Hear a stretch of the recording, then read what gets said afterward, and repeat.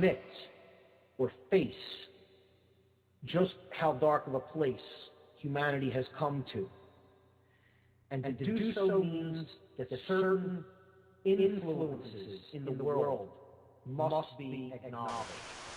Welcome back, brave listeners. I want to encourage you, if you haven't already, check out the endevil.life website. Notice there's a tab that says End Evil Video Series. If you haven't checked out the video series yet, please take a look before continuing on this podcast, or as soon as you can. I created this series as a prerequisite primer for the podcast. You don't need to necessarily agree with everything in the series, but it gives us a jumping off point for conversation, and you know where I'm coming from on things.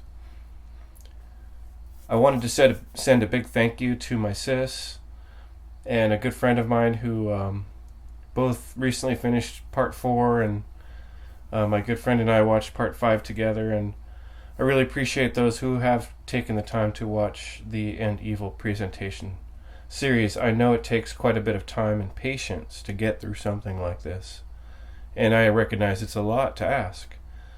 However, I value your time, and I put in a lot more time in creating it, and I know it will be of value to you if you take the time to watch it.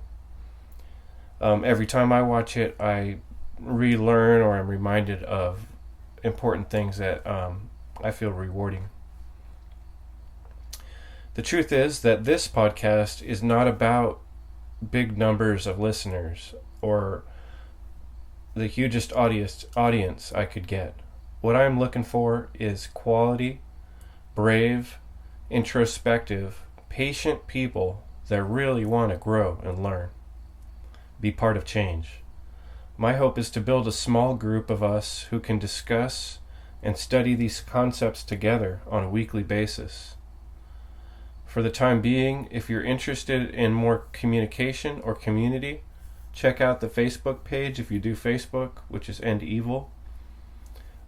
There's a Twitter feed, and you can find me on the banner that says Contact Chris on endevil.life. I do best with email. All the links can be found at endevil.life.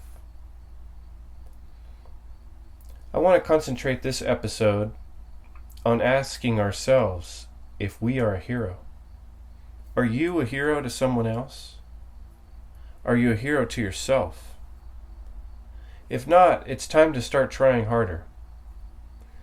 We need to be at the level where we are heroes that inspire ourselves.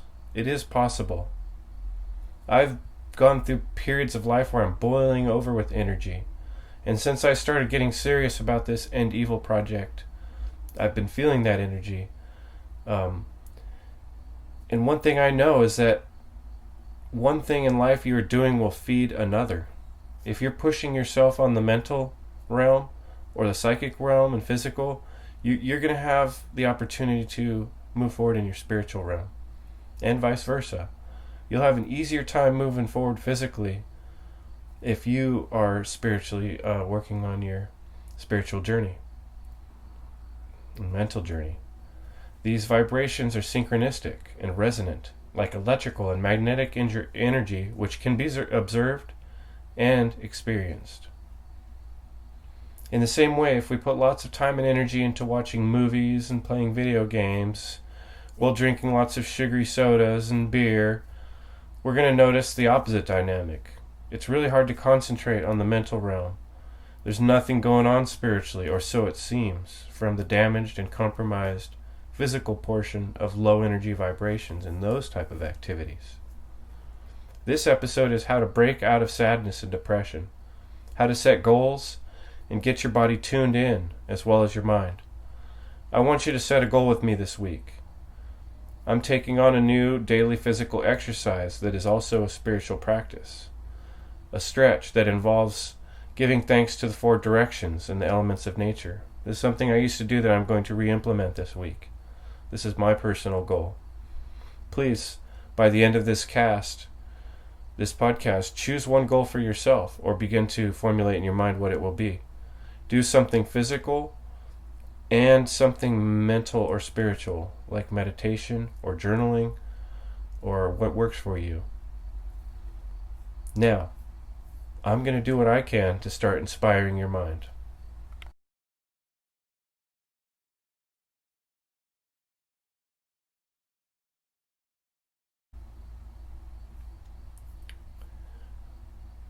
I like to think of my body as my castle, or my domain, or better yet, my empire.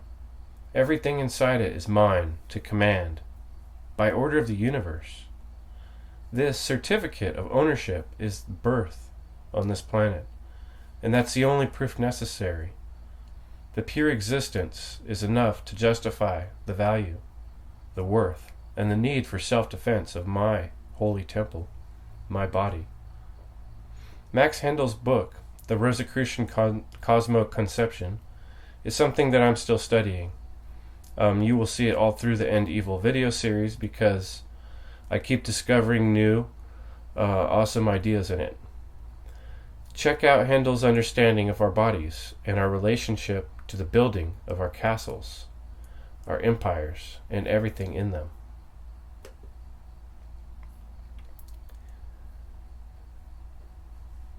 It is a law of nature that no one can inhabit a more efficient body than he is capable of building. He first learns to build a certain grade of body, and afterward he learns to live in it. In that way, he discovers its defects and is taught how to remedy them. Man is also in school, the school of experience. He must return many times before he can hope to master all the knowledge in the world of sense.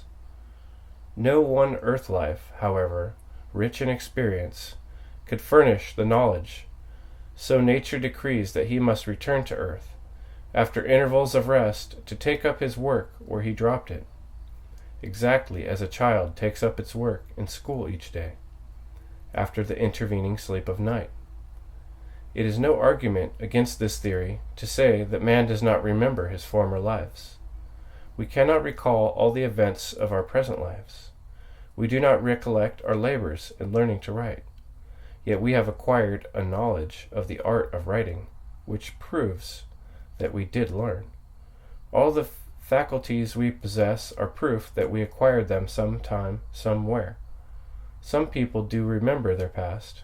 However, as a remarkable instance related at the end of the next chapter will show, it is one among many. Even if you don't like the idea of reincarnation, I was very intrigued, and I'm not saying I don't. I've always tend to kind of like that idea, but I'm very intrigued by the idea that every part of your body, in some way, your deeper knowledge understands how to build every part of it. That is pretty incredible when you consider all the complexity of the body and the value of every lesson that we've experienced in healing or hurting ourselves and being able to learn how to fix that and rebuild our temple. So the word super is defined as first rate or excellent, highest grade. Comes from Latin. Super means above, over, or beyond.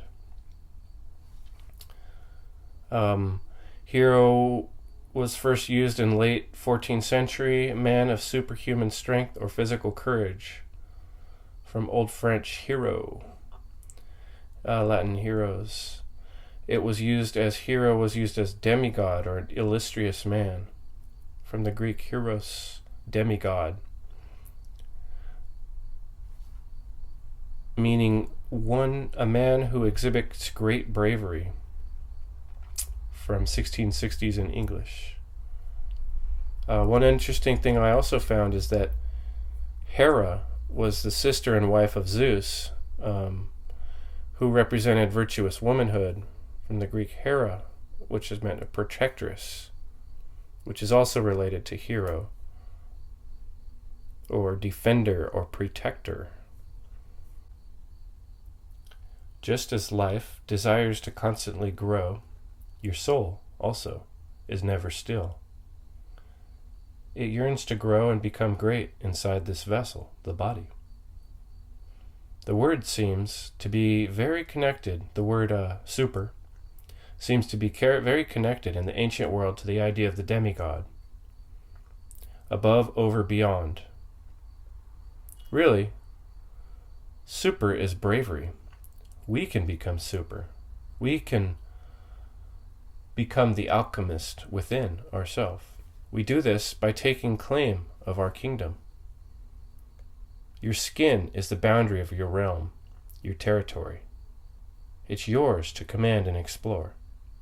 It's a tool of the universal perfection, which has the ability, like a binocular or a telescope or a radio, to see and tune into physical and non-physical realms. Rather than the Disney Western cowboy ideal of waiting for the hero to show up and save us or save our town, we recognize now that we need to be the hero that rises up and drives the bad guys out of town. To do that, we have to educate ourselves and have mental focus and physical fortitude and toughness. I would like to share with you an important interview I saw recently with Wim Hoff on London Real. And Wim Hoff makes the statement talking about our modern society being de-stimulated behavior, where we are civilized to death. Okay, I'm going to play for you here a clip from the interview that I was discussing with Wim Hoff on London Real. I wanted to dedicate this episode to my man Wim Hoff.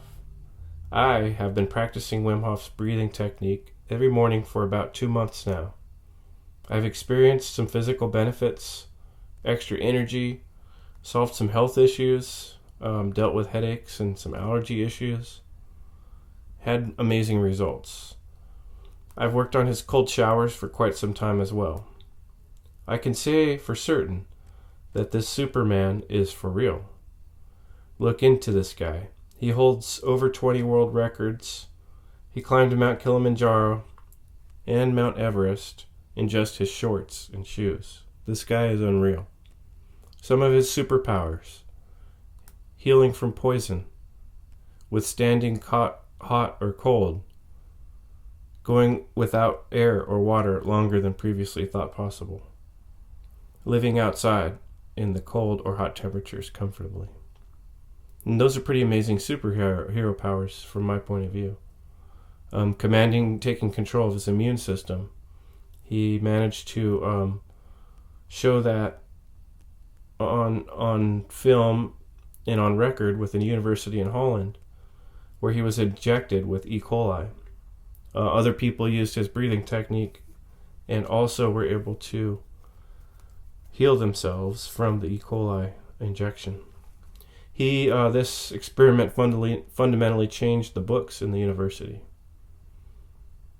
On another subject, I think, when in the Olympics have we ever reached the end of how fast a human can go, or how high a human can jump? There's always a new record. Think for a moment about the Shaolin monk practice and the amazing feats they are able to accomplish. Or Cirque du Soleil, some of those acrobats. Qigong and Kung Fu and Tai Chi are great internal practices that are also about cultivating inner strength. And if you look at people who have studied these for their life, they have the ability to do amazing feats. I found a cool article concerning Kung Fu, which discusses sort of a different look at this discipline. And that link you can find on this episode page on endevil.life. Where in Western society is the mental Olympics, or the spiritual philosopher Super Bowl? I guess we'll have to create it ourselves. So much money and attention goes into professional sports. What would it be like to take that type of energy on competing with our mental and physical understandings and applications of principles.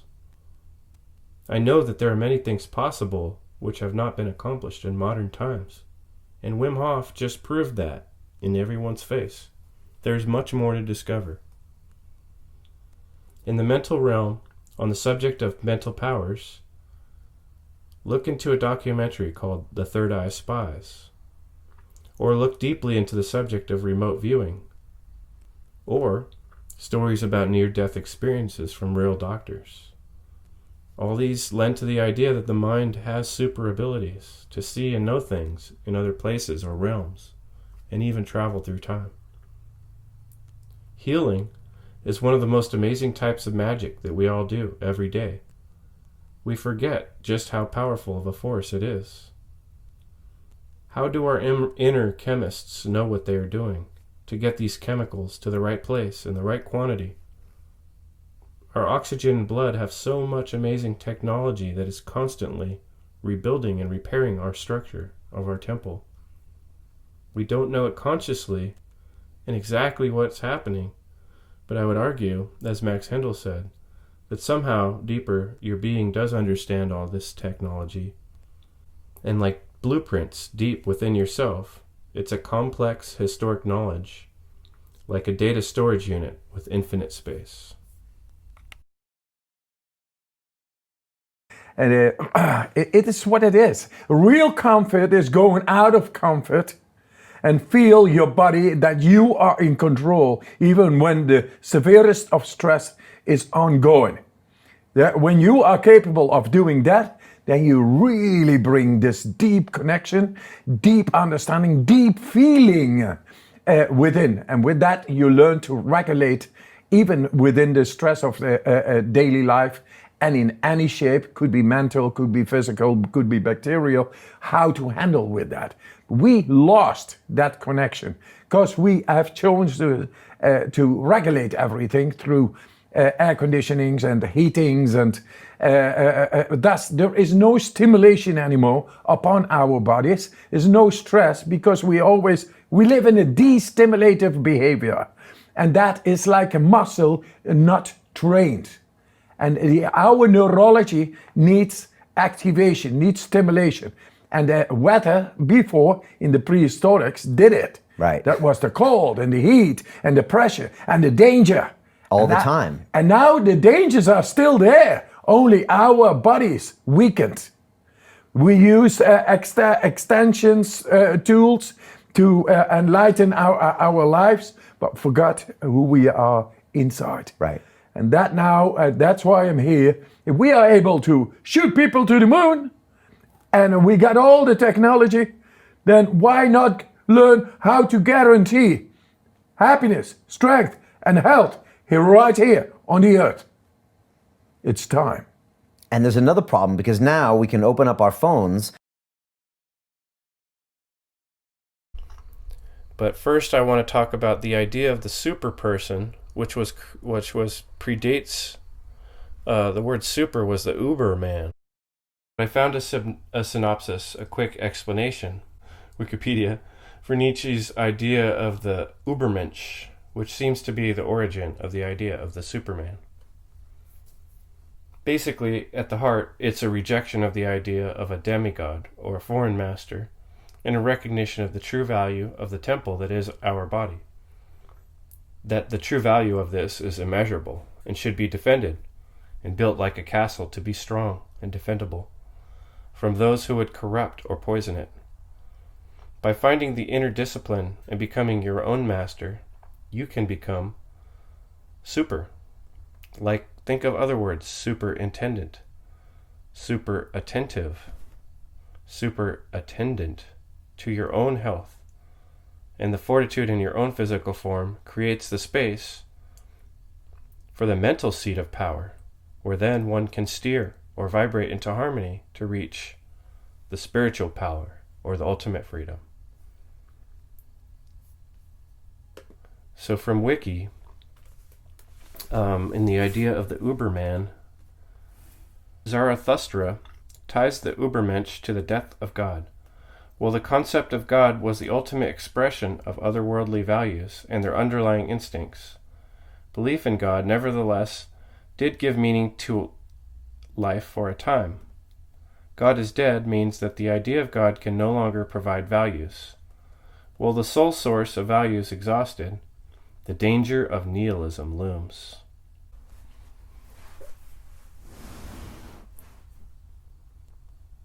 Nietzsche introduces the concept of the Ubermensh in contrast to his understanding of otherworldliness of Christianity. Zarathustra proclaims the will of the Ubermensch to give meaning to life on earth, and admonishes his audience to ignore those who promise otherworldly fulfillment, to draw them away from the earth. They turn away from the earth is prompted, he says, by a dissatisfaction with all life that causes the sufferer to imagine another world which will fulfill his revenge. The Ubermensch grasps the earthly world with relish and gratitude. Zarathustra declares that the Christian escape from this world also required the invention of an immortal soul separate from the earthly body.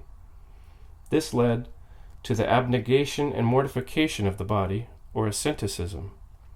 Zarathustra further links the Ubermensch to the body and to interpreting the soul as simply an aspect of the body.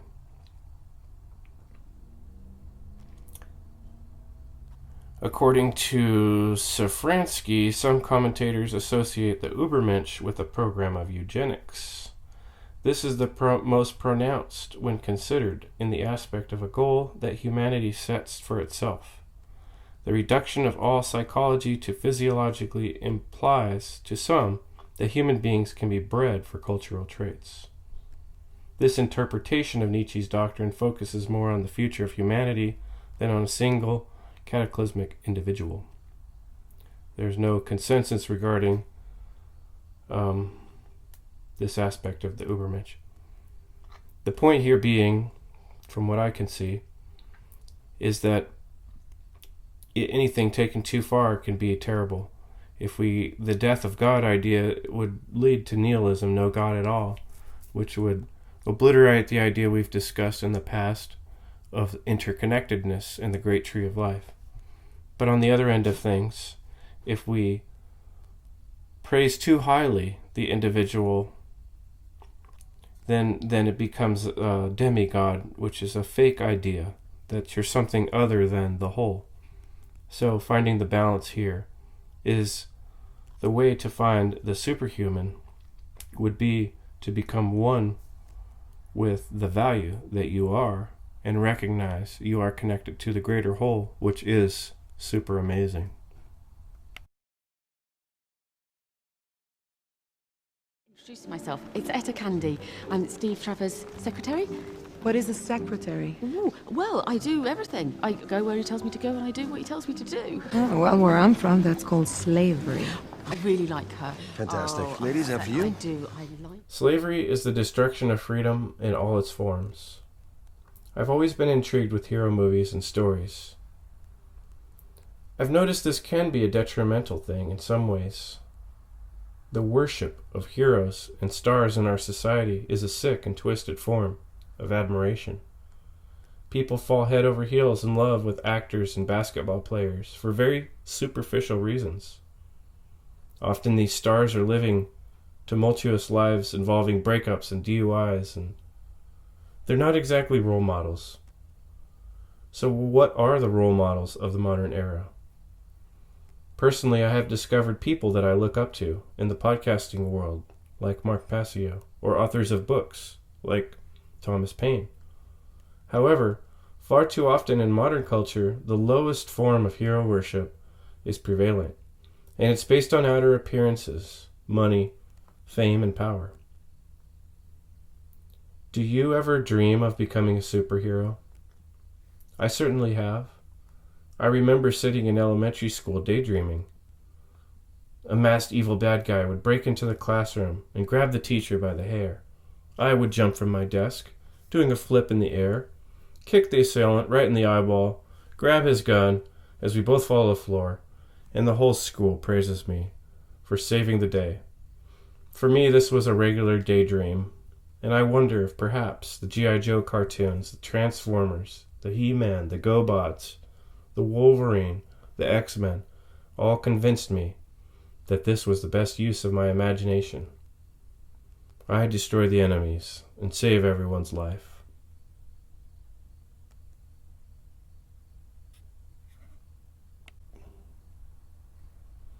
This wild, violent programming has created in my psyche the need to always find some amazing or special person to look up to.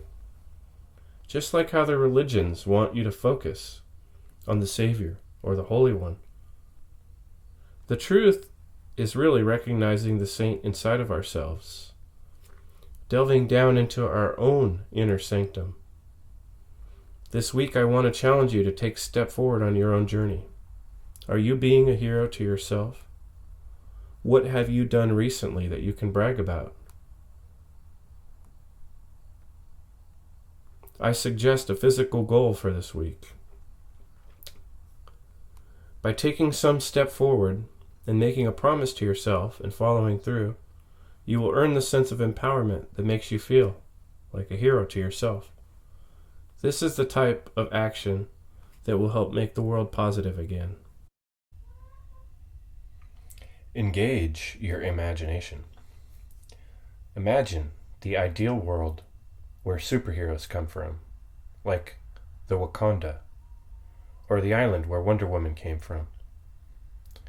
Rather than fall into the trap of dreaming of some imaginary place, of heroes that we need to come save us, let's imagine a society that we could form that would better address human needs and breed the inspiration to want to be a whole city of heroes that stand for similar ideals and values, living in accordance to principles and understanding of natural law. I think it's valuable to imagine how things could potentially work better. Part of the missing tool in our modern culture is this original, imaginative thinking. Meditation and physical fitness are both things that encourage life and also encourage the imagination.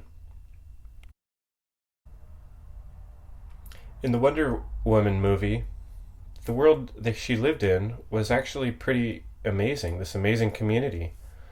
Looking at some of the aspects of the imagery in that they had this wonderful system of self-defense training implemented for their young people. They had a mutual agreement on the importance of self-discipline. The whole group, everyone on the island, had a unified purpose, the protection, like the name Hera, when we talked about etymology.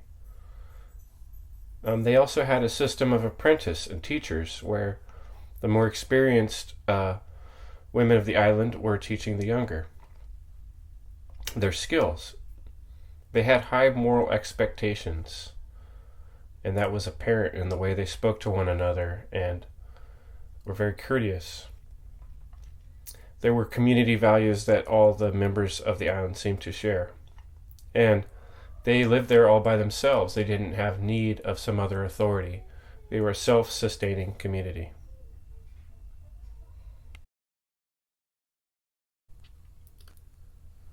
Before we leave today, I'd like to share with you a video which I've created, which may help if you need a little push to inspire yourself. It's called The Motivational Beach Journey. Taking the Initiative. Seize the Day.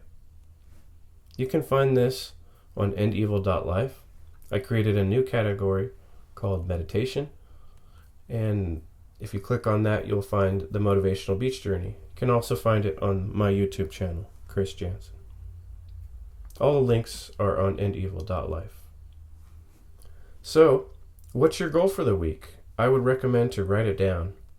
You could go on End Evil Facebook group and post it, and that will help you take your goal more seriously. Or make this promise to a real person that you trust, who will help hold you accountable. But please, take this opportunity this week to move the ball forward and work on your own self-discipline. Become the superhero. Work on a daily workout, a daily meditation, a physical challenge, a mental challenge. And we'll check in next week. Thanks for coming. Fuck evil shit.